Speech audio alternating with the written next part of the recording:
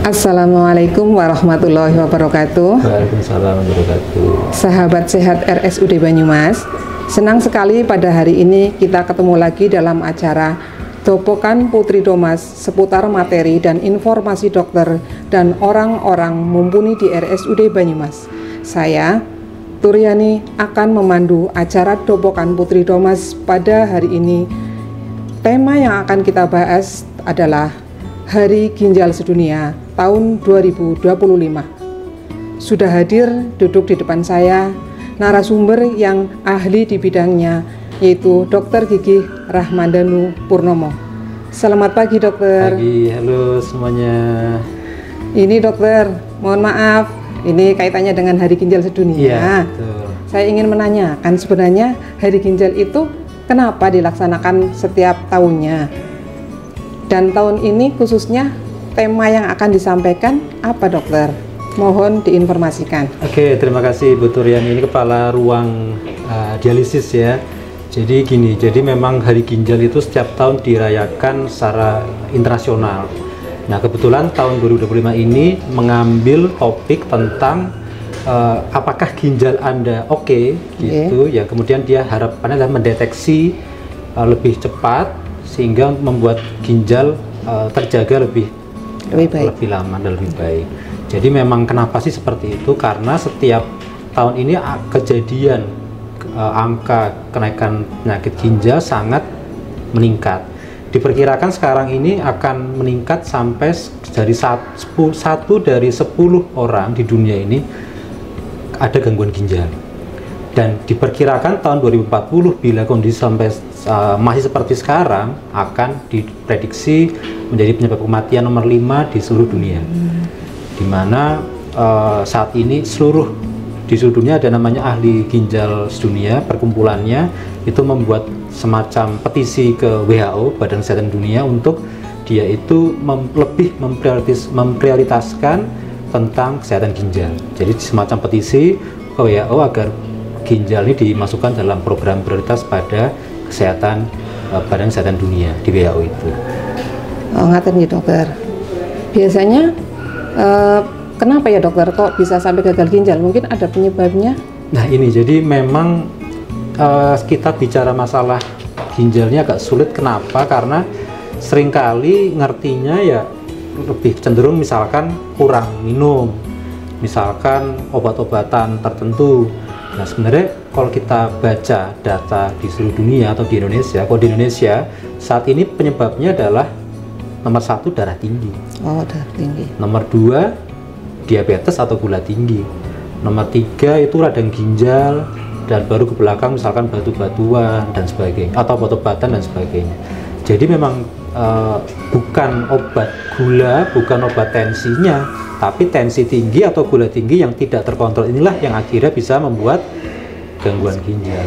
Nah kapan sih kita mulai harus waspada? Tadi pasien dengan gula tinggi, diabetes mellitus misalkan, orang dengan darah tinggi. Siapa lagi? Orang-orang yang menurutnya agak besar, obesitas. Siapa lagi? Orang-orang dengan riwayat keluarga adanya sakit ginjal. Itu kita biasanya cenderungnya dia akan lebih rentan kena gangguan ginjal.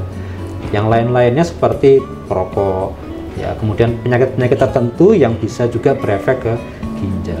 Terus kalau obat-obatan yang dikonsumsi bagaimana? Kalau obat tensi, obat gula, insya Allah tidak akan membuat gangguan ginjal selama dalam mungkin kontrol rutin atau dalam pengawasan dokter, insya Allah tidak. Tapi obat-obat tertentu memang ada, misalkan obat anti nyeri misalkan, atau mungkin obat-obat ya ada beberapa herbal yang mungkin tidak teraudit dengan baik, dia memang punya efek ke ginjal, tapi tidak semuanya. Jadi memang nanti kasus per kasus. Jadi tadi pasien diabetes, pasien darah tinggi, pasien dengan riwayat sakit gula, pasien dengan obesitas, pasien dengan penyakit-penyakit lain yang berkaitan dengan ginjal. Jadi ini harus waspada. Kadang-kadang orang merasa nggak ada keluhan, obat tensi nggak diminum, atau minum obat tensi nunggu kenceng, atau kenceng lehernya baru diminum, itu enggak.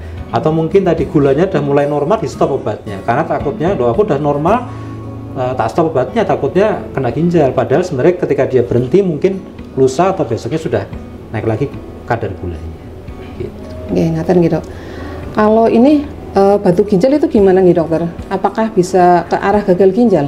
Nah, gini, jadi batu ginjal itu kan prinsipnya batu ada banyak ya.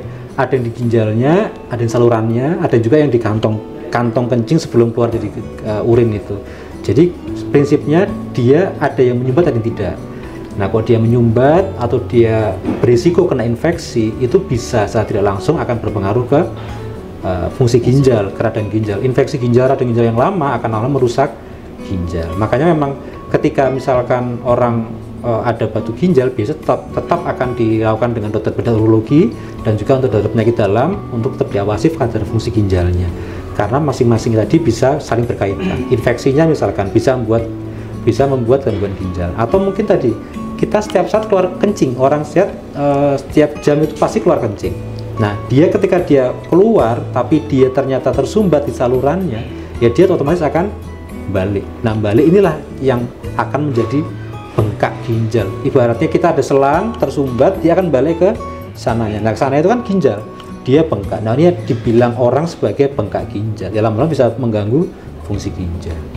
Oh, ngaten nggih dokter. Tapi secara umum tadi di Indonesia masih darah tinggi nomor 1, nomor 2 diabetes. Penyebabnya karena batu ginjal juga ada, cuma sekitar nomor 5 atau 7 gitu. Nah, kalau di luar negeri, di negara maju, nomor 1-nya adalah diabetes sebagai penyebab gangguan ginjal nomor 1. Nomor 2 baru hipertensi, darah tinggi gitu. Oh, nggih. Berarti itu perlu kontrol rutin ya dokter, biar tidak terjadi gagal ginjal nggih. Iya, Mas, betul. Ya, ini penting nih. Jadi memang ketika di awal kita itu memang biasanya akan screening pasien, terutama pada pasien-pasien nggak pernah periksa. Mungkin kalau yang pernah periksa tensi, periksa gula, nah itu oke. Biasanya kita punya data awal bahwa mungkin pasiennya punya gula atau nggak punya gula, atau punya darah tinggi atau nggak punya darah tinggi. Tapi yang bisa kita kerjakan selain itu ya kita bisa ngecek paling gampang dari kencing. Ya dari ahli ginjal dunia pun menyampaikan kita bisa screening lewat pemeriksaan kencing. Ada nggak kadar protein bocor di sana? Ada nggak tanda-tanda lain, misalkan adanya darah di sana? Jadi nanti bisa sebagai tanda awal, gejala awal untuk evaluasi bagaimana fungsi ginjalnya, apa saja yang kira-kira berpotensi untuk mengganggu ke fungsi ginjal. Nah, sekarang sini. Jadi memang ini penting, kenapa? Ya, karena pasien ginjal itu seringkali tidak bergejala ketika dia masih stadium-stadium awal. Jadi kalau kita ketahui bahwa pas sakit ginjal itu tidak langsung ada 5 derajat. Ada 5 derajat. Dari 1, 2, 3, 4, 5 gitu. Jadi rata-rata itu mulai ketahuan itu sekitar 4 sampai 5. Nah, artinya dia sudah dalam stadium yang sudah cukup lanjut. Nah, artinya kita kalau untuk mengulang ke 1, 2 atau 3 itu agak berat, karena sifat dari penyakit ginjal adalah ketika dia sudah rusak, dibilang kronis atau dibilang menaun, dia tidak bisa kembali ke fungsi awal. Normal. Kita hanya bisa mempertahankan jangan sampai dia semakin berat untuk kadar kreatininnya, atau semakin tinggi untuk kenaikan stadium dari gangguan ginjalnya tadi. Stadium 2 ya sudah, kita harapannya dia bisa bertahan di stadium 2, walaupun nanti suatu saat akan naik terus ke 3 atau 4, tapi kita akan usahakan bagaimana bersama-sama dengan seluruh tim ya, dengan keperawatan, dengan ahli gizi, dengan farmasi, kita agar pasien harapannya tidak semakin tinggi ke 3, 4, 5, atau mungkin bisa kita hambat agar tidak semakin cepat. Oke. Pertanyaan lagi dokter, barangkali dengan dokter yang tadi sampaikan semuanya, untuk mengurangi meningkatnya kasus-kasus seperti ini, apakah bisa mungkin pencegahannya dengan memberikan edukasi ya, mungkin melalui apa, medsos atau apa? Jadi memang kok saya kira medsos sebenarnya cukup banyak. Yang perlu ditingkatkan adalah untuk penekanan bahwa kita memang bosen ya, kita misalkan darah tinggi itu rutin. Kalau kita dengan darah tinggi, obatnya kan pertama olahraga, jaga makan, tidur cukup, pikiran yang tenang dan sebagainya. Ketika dia sudah nggak bisa dengan hanya itu saja, dia perlu obat, artinya dia perlu rutin. Kadang-kadang bosan. Nah, ini yang kita perlu tekankan, jangan bosan minum obat. Kecuali dia bisa tanpa obat, bisa nggak bisa. Cuma kita harus pastikan dulu nih, bisa apa enggak. Kita kontrol dulu, cek dulu, oh udah normal, kita kurangi misalkan, kita stop, atau tergantung dari respon pasien. Apalagi sakit gula tadi. Gula ini kan mungkin orang udah setahun pertama mungkin dia sangat perhatian, aku udah sakit gula nih gitu. Tapi begitu dia mungkin tahun kedua obatnya ada mungkin 5 atau mungkin ada 6, dia mulai bosan. Nah ini dia kira stop sendiri nih, merasa kayaknya nggak ada bedanya, aku udah normal nih gulaku, aku udah berhenti ya minum obat. Nah ini seringkali akhirnya perlu kita tekankan bahwa pasien ini kok sakit gula atau tensi tinggi ya rutin, nggak harus cuma sakit, bisa di puskesmas. Nah tertentu kondisinya bisa ke rumah sakit.